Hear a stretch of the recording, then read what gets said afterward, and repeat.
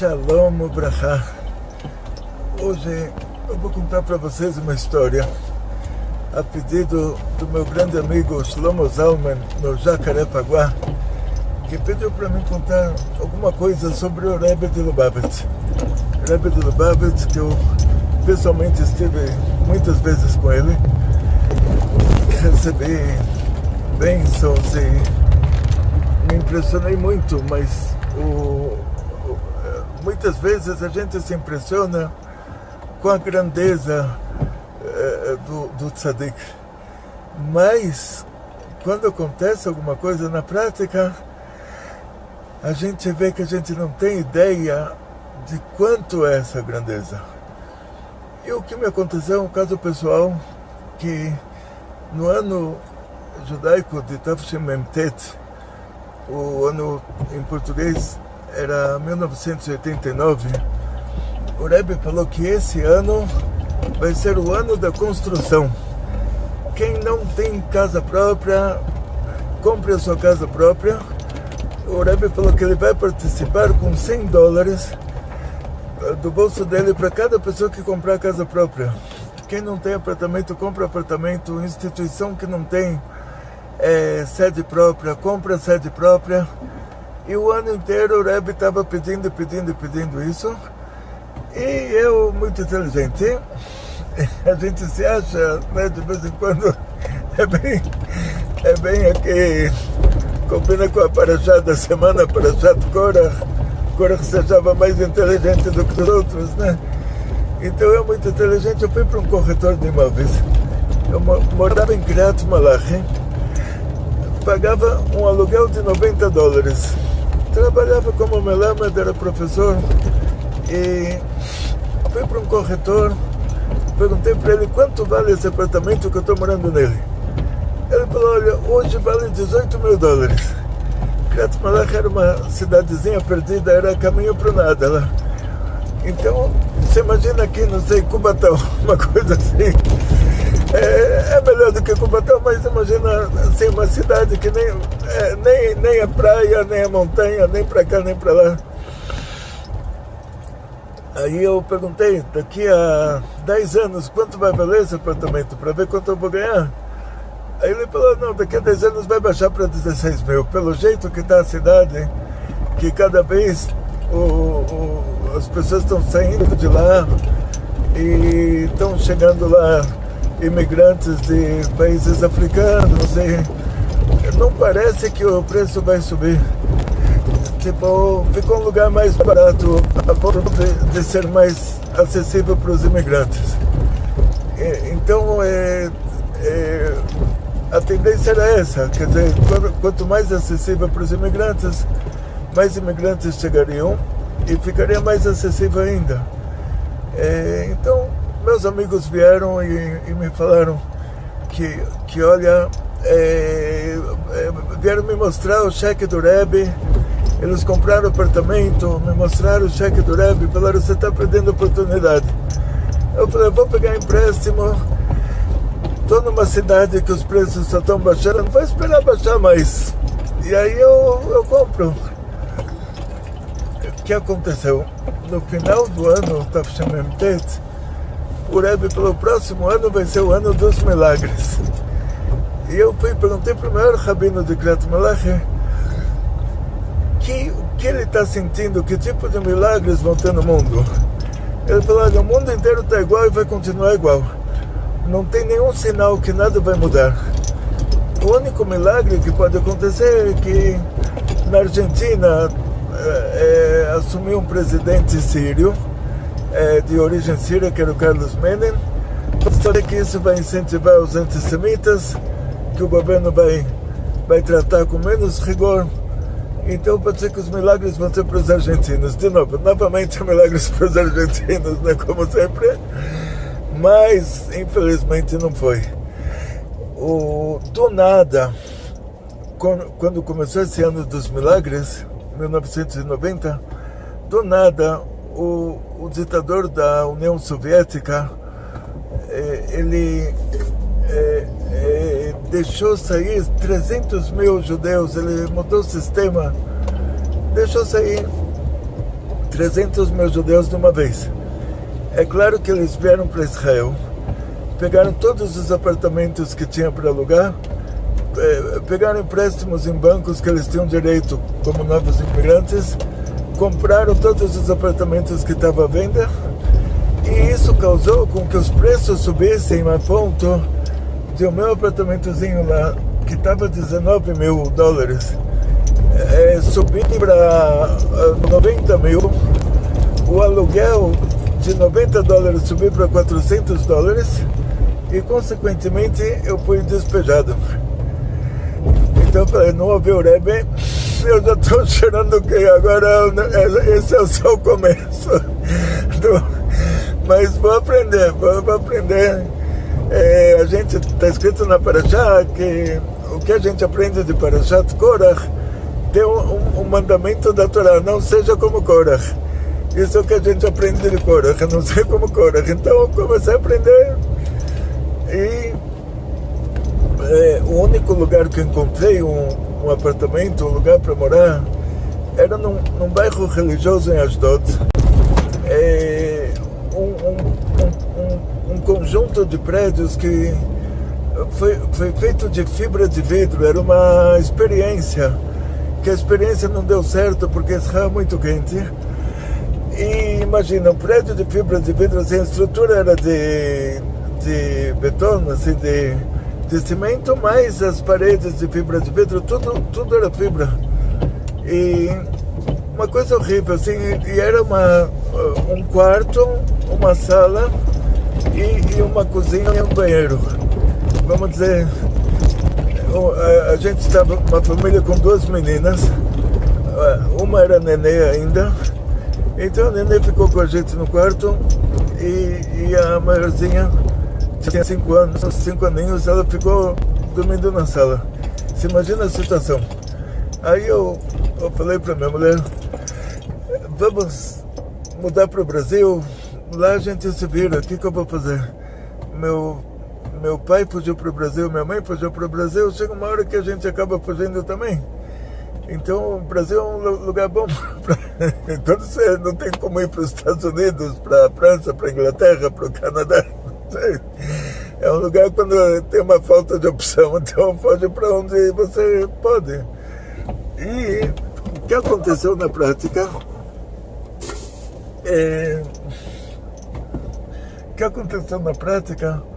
é assim, Deus me livre, eu vim verificar se tinha trabalho no Brasil. O meu pai falou, na hora que eu cheguei, os americanos começaram a guerra lá contra o Iraque. O meu pai falou, olha, volta rápido para Israel e traz a família, porque daqui a pouco vai ter uma guerra grande lá na região. Você não pode ficar aqui procurando emprego e a família está lá.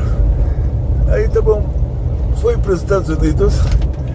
Os americanos já tinham dado ultimátum pro Saddam Hussein, que se até um certo dia ele não saísse do Kuwait, eles iriam atacar. É por isso que não pode se confiar nos Estados Unidos. Tipo, se Israel, Deus me livre, for invadida pelo Irã, eles ainda têm que votar no Congresso, até que dia eles têm que entrar lá. Que o Kuwait era assim, eles tinham uma aliança com o Kuwait, mas o Kuwait foi invadido, e depois até eles deram ultimátum, se até tal dia vocês não saírem de lá, agora se fazem isso com Israel, a gente está perdido, né? Mas eu cheguei no Rebbe, peguei um avião daqui para New York, e cheguei no Rebbe, e tinham lá 50 rabinos para fazer a mesma pergunta. E aí a gente pediu para alguém que era um rabino importante, chamava o Rav Alperen de Givat Tzarfatit, de um bairro importante de Jerusalém. Então ele conversando com o Rebbe pessoalmente, ele seria mais autoridade para repassar a mensagem do Rebbe. E ele entrou em nome de todos e perguntou para o Rebbe o que fazer. Porque o governo de Israel tinha espiões no Iraque, o governo americano tinha espiões no Iraque, tinha lá FBI, CIA, Interpol, todo mundo tinha espiões lá. E todos os espiões falaram que o Saddam tem muitos mísseis de gás. Ele já tinha feito uma experiência, tinha saído em Israel eu me lembro, eu vi no jornal, eles tacaram numa cidade no Kurdistão iraniano, tem uma foto de uma feira que o feirante está morto em cima das laranjas, a mulher com a criança mortas em cima das laranjas, o cachorro e o gato mortos do lado. Quer dizer que jogaram um míssil de gás, todo mundo morreu na hora, respirou, morreu. Então, ele já tinha jogado um. E todos os espiões falaram que ele tem um monte para jogar. O governo de Israel distribuiu de graça máscaras de gás, caminha para neném assim fechada, anti-gás. Pediram para colar as janelas para não entrar o gás e colar as janelas, as portas, colocar embaixo da porta uma coisa para não deixar o gás entrar. Assim, tinha tempo todo, estavam só distribuindo esses materiais, o tempo todo falando sobre isso. E o Rebbe falou para esse Rav Alperen que não vai ter ataque de gás, não precisa armazenar comida, os supermercados vão estar abertos e Israel é o lugar mais seguro para a gente. Então, na hora que o Rebbe falou essas coisas, é claro que o que ele falou era resposta para aquela pergunta. Quer dizer, não quer dizer que eternamente Israel é o lugar mais seguro, que o Rebbe falou sobre os palestinos, que eles são um perigo de vida para milhões de judeus se tiver autonomia palestina. E aí o Shamir deu autonomia. E, quer dizer assim, nesse caso do Iraque, o Rebbe falou que Israel é o país mais seguro para todos os judeus. E os supermercados vão estar abertos e não vai ter gás, não precisa pegar máscara, não precisa pegar a caminha para o neném, não precisa colar as paredes, as janelas, nada. Tá bom, eu voltei, o avião estava vazio, assim, tinha uma pessoa ou outra, você podia dormir em qualquer banco. Eu chego em Kiryat Arav Abramsky, que eu morava em Ashdod, é um bairro de judeus lituanos, e o Rav Shach tinha dito que vai ter holocausto, de novo, de acordo com as notícias lá que ele recebia. O Rav Shach de Bnei Brak, que era o líder dos judeus litaim, então todo mundo estava distribuindo plásticos para colar janelas e tinha fila para tudo lá, e tudo de graça, e os maiores gemachim. E as vizinhas perguntaram para minha mulher: que vai ser onde vocês vão passar a guerra? A gente está vendo que vocês não estão fazendo nada. Onde vocês vão passar a guerra? Aí a minha mulher falou: a gente vai ficar aqui. Mas as vizinhas falaram: desculpa, você vai ficar aqui? Aqui vai ter ataque de gás. E você não tem máscara, não está colando as janelas, e você tem 2 filhas, e o que vai ser? Então a minha mulher falou: olha, meu marido estava no Rebbe dele, o Rebbe dele falou que não vai ter mísseis de gás. Elas falaram: claro, lá até Nova York não vai chegar, o Rebbe dele está em Nova York, até lá não chega, mas aqui sim. Então deram um conselho para ela, o conselho da vizinha, que na hora que começar o ataque dos mísseis de gás, para ela pegar um pano com cândida e colocar embaixo da porta para não deixar o gás entrar. Então, tá bom. Os soldados estavam trabalhando do lado da janela do nosso quarto, e chegou 3:30 da manhã, todas as sirenes de Ashdod começam a tocar, mas é só obedece. Quer dizer que está tendo ataque de mísseis. E aí nessa hora a gente ouve do lado da nossa janela, não só que a gente acorda com as sirenes, acontece uma explosão, assim, um boom, assim, mas um boom assim de você pular e cair na cama de novo. E um barulhinho, barulho de ar saindo, de ventinho, assim, como se fosse sabe aquelas mangueiras de encher pneu de carro que tá aí. A minha mulher, ela falou: olha, caiu um míssil, que você vê que as sirenes da cidade inteira tocaram, então o míssil caiu e tá saindo gás. e a gente vai morrer. Aí eu falei para ela, o Rebbe falou que não vai ter gás, não vai ter gás. Ela falou, mas você ouviu a sirene tocar? Eu falei, ouvi. Você ouviu o míssil explodir? Ouvi, mas o Rebbe falou que não vai ter gás, então não vai ter gás. Mas você está ouvindo o gás sair? Eu falei, estou, mas o Rebbe falou que não vai ter gás, então não é gás. O que é, já não sei, não estou lá fora para ver, mas gás não é, porque o Rebbe falou que não vai ter gás. Aí ela fez, de acordo com o que as vizinhas tinham dito, e colocou o pano com cândida embaixo da porta, e as meninas começaram a vomitar. Aí ela falou, você está vendo que as meninas estão vomitando, a gente vai morrer, é o gás. Aí eu falei para ela, o Rebbe falou que não vai ter gás, então não é gás. Então a gente estava ouvindo, vendo, cheirando, as meninas vomitando, e eu falei, o Rebbe falou que não vai ter ataque de gás, então não é ataque de gás. Ela perguntou, como você pode ficar tão tranquila numa hora dessas? Fala, chamar Israel antes de morrer. Fala, antes de morrer, para que eu não vou morrer. Ninguém vai morrer. O Rebbe falou que não vai ter gás, então não é gás. O que é, eu tenho que verificar, mas agora o governo não deixa sair, que eles avisaram pelo rádio que não podia sair de casa, que era outro sinal que estava tendo ataque de gás. E eu falei, não vou poder sair por causa da polícia, ainda não por causa... Quer dizer, eu por mim abriria a porta, mas se eu abrir a porta você vai ter um treco, então você vai achar que vai entrar gás na casa inteira, então não vou abrir a porta por causa disso, mas não que eu acho que está tendo ataque de gás, porque o Rebbe falou que não vai ter ataque de gás. O governo só avisou às 11 da manhã que o míssil passou em cima de Ashdod, mas caiu no mar, e caiu fundo no mar, lá eles não encontraram, e eles realmente não sabem o que era, não tiveram como analisar.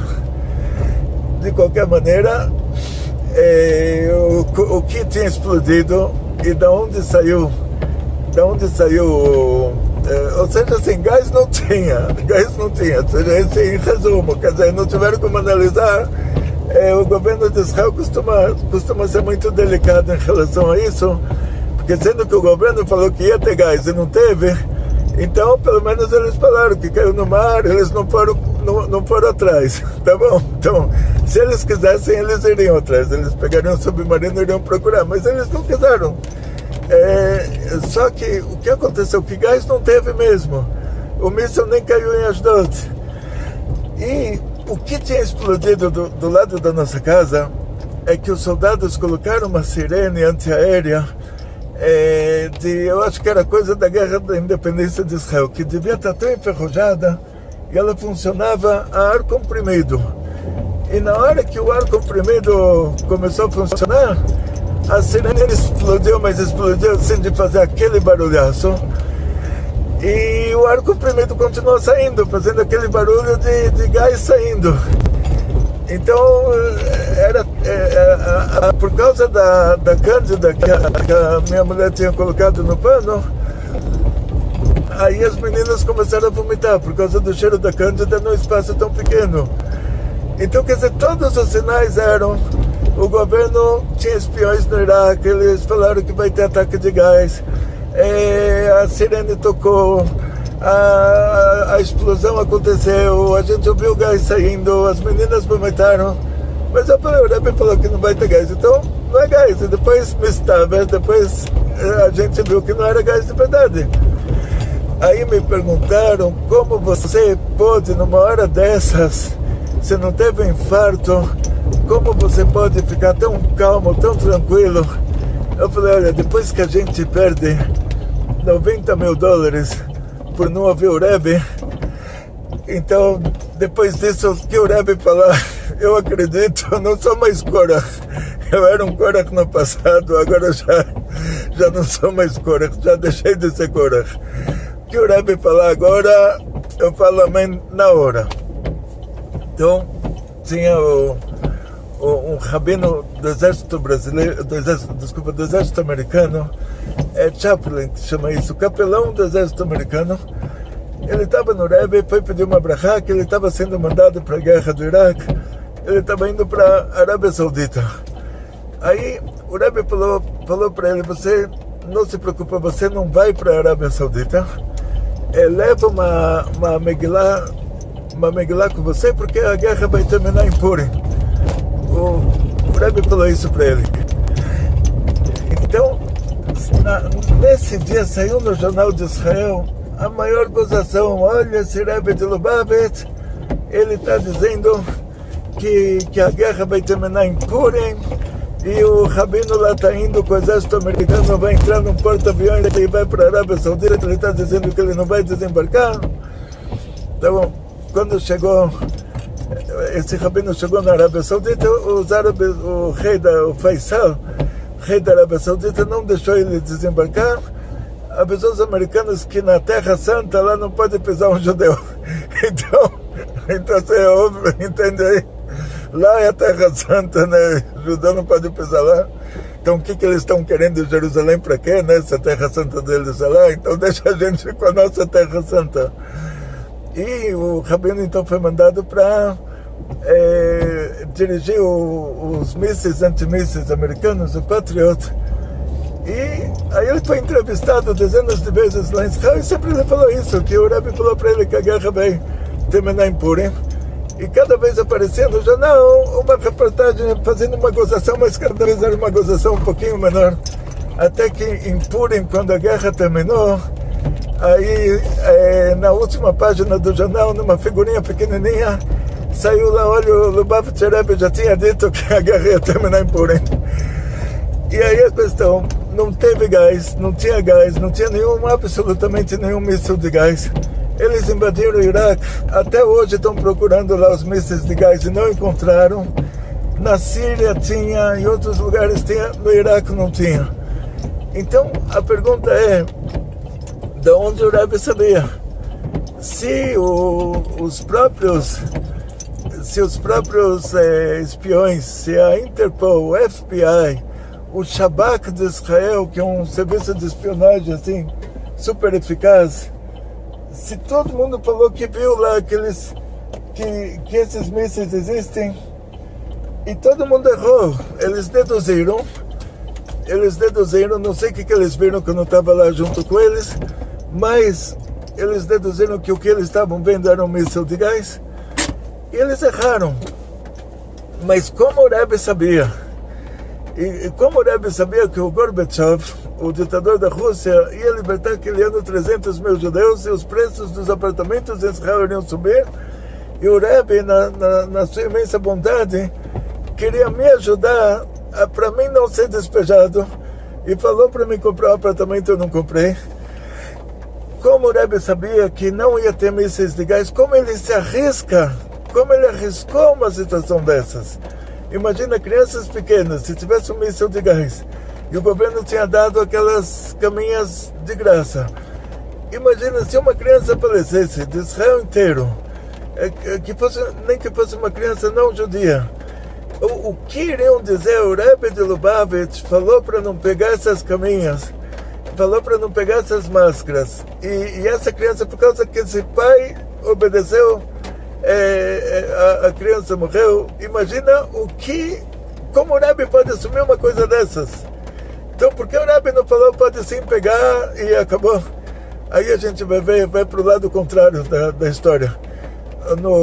Entre os beduínos que moram em Israel, tiveram mortes porque o pai colocou a máscara de gás na cara do filho e fechou lá tudo bonitinho na hora que estava tocando a sirene, e esqueceu de tirar a tampinha, tinha uma tampinha na ponta, e na hora do pânico o pai esqueceu de tirar a tampinha, o filho morreu sufocado. Então isso que o Rebbe não queria que acontecesse, quer dizer, era melhor não pegar a máscara, já que não ia ter gás mesmo, do que pegar a máscara, não ia ter gás, e Deus me livre, e tiveram casos de beduínos lá que morreram sufocados porque esqueceram de tirar a tampinha. Então, nesse caso a gente vê que o Rebbe assumiu, por quê? Porque alguém morreu por causa da máscara, mas ninguém morreu por não ter máscara. Então o Rebbe tinha que assumir. Quer dizer, o perigo verdadeiro não era o gás, o perigo era a máscara. Então, daí a gente vê o que é um Rebbe de Lubavitch. que ele está acima de nós. Ele sabia o que ia acontecer na Rússia quando o Gorbachev, o ditador da Rússia, veio visitar Israel. O professor Branover trouxe ele para Kfar Chabad, que é uma colônia de judeus russos, em Israel, judeus russos religiosos. E naquela visita, o professor Branover pergunta para ele, no dia que você decidiu libertar aqueles 300 mil judeus, que o professor Branover, inclusive, contou que o Rebbe tinha falado para ele, prepara 100 rabinos para mandar para a Rússia, e porque daqui a pouco vão dar lá liberdade religiosa, tudo. E ele se comunicou com judeus que trabalham no governo para dar as dicas, e aqueles judeus que trabalhavam no governo falaram, olha, agora vai ficar muito pior, nem pense em mandar rabino para cá, que agora que não vai ter liberdade nenhuma, esse ditador está muito pavio curto. Aí o professor Branover pergunta para o Gorbachev, na visita dele em Israel, você já estava planejando, na hora que o Rebbe falou para ele, mandar esses 100 rabinos para lá, preparar 100 rabinos, filhos de russos, para eles fazerem um curso de russo intensivão, se prepararem para mudar para a Rússia. Isso aconteceu depois, na época que o Rebbe falou. O professor Branover pergunta para o Gorbachev, para o ex-ditador, quando o Rebbe falou isso para mim naquela data, você estava pensando nisso? O Gorbachev diz, não. Eu estava pensando em ser muito mais durão, porque o povo russo só trabalha quando tem alguém chicoteando. Mas o Rebbe já tinha visto lá em cima, que lá em cima estava decretado já. Então o Rebbe já pediu para preparar aqui embaixo os rabinos, porque lá em cima estava decretado que vai ter liberdade religiosa na Rússia. E depois disso, o ditador teve essa ideia. Depois que o Rebbe já sabia, o ditador ficou sabendo que ele vai dar a liberdade religiosa. Então, para você ver o que é Rebbe. E, novamente, agradeço meu amigo Shlomo Zalman, por todo o esforço que ele está fazendo de transformar os nossos vídeos em áudios. Ele já postou a gente no Deezer, no Spotify, em outros aplicativos de áudio. E eu recomendo para todos, sempre que você está fazendo algum trabalho que não precisa ficar assim, as nossas aulas são mais aulas para ouvir, não é tanto para ver. Então você pode colocar o telefone no bolso, no Viva Voz ou no Bluetooth, com o fone de ouvido no Bluetooth, e ouvir a nossa aula enquanto você está ajudando a esposa em casa, enquanto você está lavando louça para sua esposa, para deixar ela feliz, enquanto você está arrumando a casa para deixar a esposa feliz, enquanto você está fazendo o que você precisa, trabalhos que não precisam de muita concentração. Aí você pode ouvir a nossa aula no mérito dos nossos voluntários, do Rogério, da Tabata na Itália, que estão cuidando tão bonito do nosso canal do YouTube, tão fofos, no mérito do Shlomo Zalman, que está transformando o nosso canal do YouTube num canal de áudio, no mérito deles, que vocês consigam ouvir as nossas aulas, enquanto vocês estão ajudando a esposa em casa, fazendo qualquer outra coisa, viajando, no caminho, e que todos vocês tenham muito sucesso, muita saúde, muito dinheiro, muitas felicidades. Não se esqueçam de se inscrever no nosso canal, colocar o sininho, se inscrever no nosso canal no Spotify, no Deezer e no outro aplicativo que o Shlomo depois vai falar para vocês qual que é. E tudo de bom, arbe atzlacha, muito sucesso. Kol tov.